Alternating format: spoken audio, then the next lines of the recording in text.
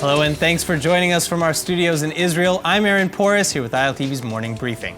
In the wake of the latest round of rockets fired at Israel from the Gaza Strip, the European Union is offering condemnations. Releasing a short statement on Sunday, the EU says that firing rockets against civilians is unacceptable and must be stopped immediately and unconditionally. But the statement does not condemn any particular terror group by name for the rockets or Hamas for failing to control the Gaza territory, instead listing just that over a dozen rockets from Gaza were launched by Palestinian armed groups. Over the weekend, about 10 rockets were fired into southern Israel, triggering the Iron Dome system and alarms. One private residence was struck while the family was hiding in a nearby shelter, and Israel retaliated with airstrikes targeting Hamas's military installations. But at any rate, Israel has bigger fish to fry, as the Hamas terror organization now threatens to kick tensions up a notch.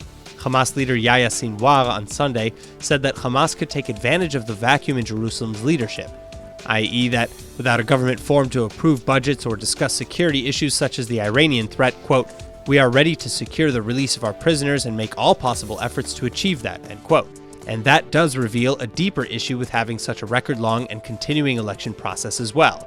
Because it's true that until a dedicated coalition and security cabinet is at the ready, Israel may be incapable of effectively responding to certain threats.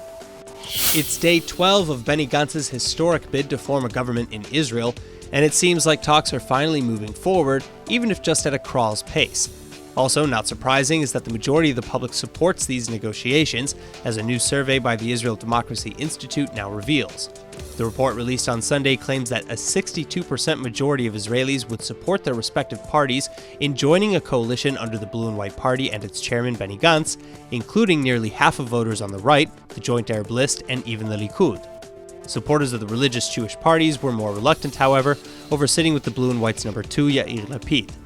But the thing is that while 62% support a unity under Gantz and 53% support a unity in general, the report also found that the reason wasn't necessarily support for blue and white.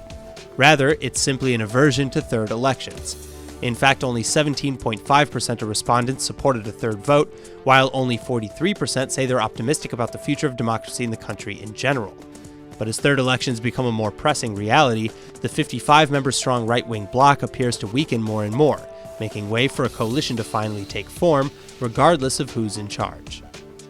Moving on, for the first time ever, an Israeli flag is appearing on the International Space Station, which orbits around the Earth. And that's because a Tel Aviv startup called ASTRONAut has now been chosen to provide its anti-radiation vests that astronauts will wear to protect themselves in outer space for a test run. Now, in the wee hours of Saturday morning, the vests went into a supply flight with 4,000 kilograms of equipment headed for the space station. And 3 female American astronauts are set to wear the suit in varied gravity conditions at the space station in order to get feedback on range of motion and overall comfort. The vests were created with the help of the Israel Space Agency as well as Lockheed Martin, and they protect bone marrow, lungs, and the chest and the ovaries, which is ideal for women since the ovaries are particularly susceptible to tumors as a result of radiation. And finally, the space station is shared by 5 space groups, including the United States, Russia, Japan, Europe, and Canada. In other news, Israel has never before participated in the Summer Olympic Games for surfing, but that's finally all changing ahead of the next event. Israeli surfer Anat Lelior won her first ever qualifier event, putting Israel on the map for surfing in the Tokyo 2020 Olympics. And Lelior is currently in the Israel Defense Force, but she says that she's getting a load of support from the army while she rides the Olympic wave, hopefully all the way to the east.